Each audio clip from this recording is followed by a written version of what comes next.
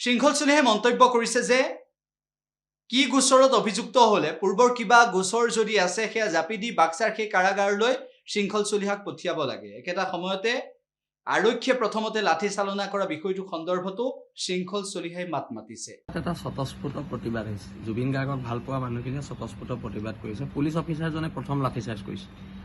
সেই পুলিচ অফিচাৰজনৰ বিৰুদ্ধে এতিয়ালৈকে কোনো ধৰণৰ ব্যৱস্থা হোৱা নাই। এতিয়া কথাটো হৈছে জুবিন গাৰ্গক লৈ চৰকাৰ হওক, বিৰোধী হওক বা অন্যান্য ৰাজনৈতিক দলসমূহ হওক, তেওঁলোকে এটা ৰাজনৈতিক পৰিৱেশৰ সূচনা কৰিব বিচাৰিছে। এতিয়া সকলো দলে লগ হৈ কিয় নকয় যে জুবিন গাৰ্গে ন্যায় নোপোৱালৈকে অসমত নিৰ্বাচন নহয়? সকলো দলে সেইটো কথা ক'ব লাগিছিলে। সেই কথাটো কিন্তু কোনো দলে কোৱা নাই। এতিয়া কথাটো হৈছে জুবিন গাৰ্গৰ ন্যায়ৰ বাবে যিটো প্ৰতিবাদ আমি দেখিছোঁ এইটো স্বতঃস্ফূৰ্ত।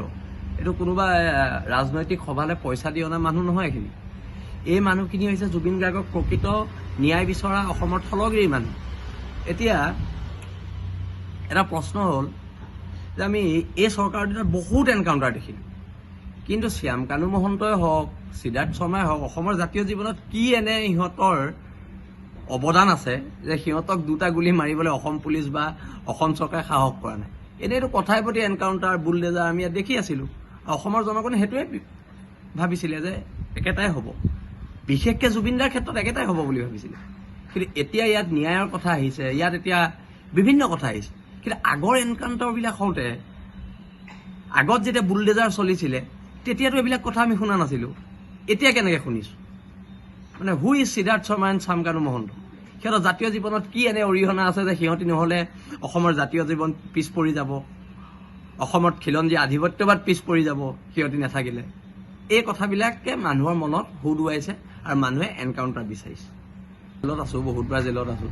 স্পেচিয়েল কোটা মানে কি হয় স্পেচিয়েল কোটা? কিন্তু কথাটো হৈছে কি, বাক্সা জেলত যদি কোনো নাই, আমাৰো আগৰ কেছ আছে, আমাক ঘূৰাই দিয়ক, হয় নহয়? এতিয়া অসমৰ সৰ্বস্তৰৰ জনগণ বাক্সা জেললৈ যাবলৈ সাজু হৈছে।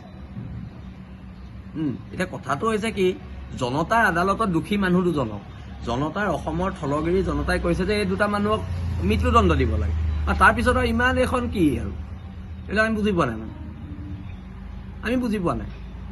এইখন চৰকাৰে 4 বছৰত ইমান এনকাউণ্টাৰ কৰি ইমান গুলি খৰচ কৰিলে, আৰু 4টা গুলি খৰচ কৰাত আপত্তি কি? মই এই কথাটো বুজি পোৱা নাই।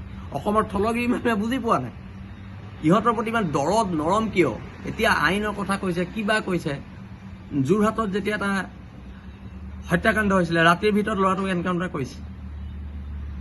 আৰু এনেকুৱা অলেখ উদাহৰণ আছে। ক'ৰবাত বোলে কোনোবাই ভুল কৰিছে, লগে লগে বুলডেজাৰ চলিছে। আজি শ্যাম কানু মহন্তৰ ঘৰটো কেনেকৈ আছে?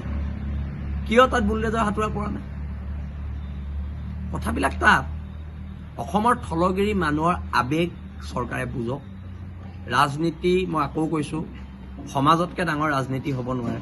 ৰাজনীতিৰ যিটো প্ৰেক্ষাপট সামাজিক এটা সত্তাই তৈয়াৰ কৰে, আৰু সেই সত্তাটোক ভেঙুচালি কৰি কেৱল পুলিচৰ লাঠিৰ ভয়, পুলিচৰ বন্দুকৰ ভয়, বিশেষকৈ আমাৰ অসমৰ থলগিৰি মানুহে এইবিলাকলৈ ভয় নকৰে।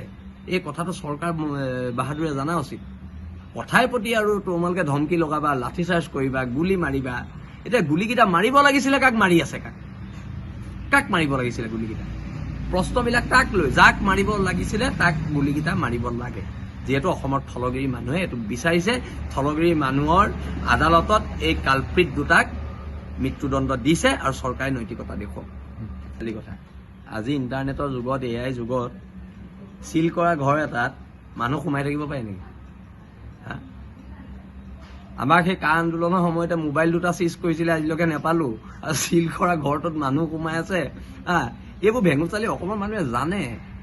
সেইকাৰণে চৰকাৰ বাহাদুৰক কৈছোঁ, এই AI যুগত, ইণ্টাৰনেটৰ যুগত আপোনালোকে মানুহক বুৰ্বক বনাব নোৱাৰে নহয়। বুৰ্বক বনাব নোৱাৰে নহয়। মানুহৰ ক্ষোভখিনি বুজক, আৰু ক্ষোভ নুবুজিলে, আৰু মই প্ৰত্যেক ৰাজনৈতিক দলক কৈছোঁ, জুবিন দায়েও কৈ গৈছে পলিটিক্স নকৰিবা মানুহ, ৰাজনীতিৰ ঊৰ্ধত গৈ জুবিন দাৰ ন্যায়ৰ সপক্ষে সকলোৱে মাত্ৰ ওলাই আহক। মানুহ জেল হ'ব, গুলি মাৰিব, সেইটো পিছৰ কথা, কিন্তু ওলাই অহাটো ওলাই আহিব লাগিব। আৰু ৰাজপথৰ এখন আন্দোলন আমি কৰিম। সৰ্বস্তৰৰ থলগিৰি মানুহক লৈ এখন আন্দোলন আমি কৰিম, আৰু চৰকাৰ বাহাদুৰ তাৰ কাৰণে সাজু থাকক। আৰু অসম পুলিচক বাৰে বাৰে কৈছোঁ, আপোনালোকে বীৰত্ব এই সাধাৰণ মানুহবোৰৰ ওপৰত নেদেখুৱাব। শ্যাম কানু মহন্তক 2 চৰ মাৰি বীৰত্ব দেখুৱাওক, সিদ্ধাৰ্থ শৰ্মাক অন কেমেৰাত 2 চৰ মাৰি বীৰত্ব দেখুৱাওক। সাধাৰণ মানুহবিলাকক আপোনালোকে 2 চৰ 3 চৰ লাঠিচাৰ্জ কৰি বীৰত্ব দেখুৱাইছে। লাজ লগা নাই আপোনালোকৰ? অলপ লজ্জাবোধ ৰাখক।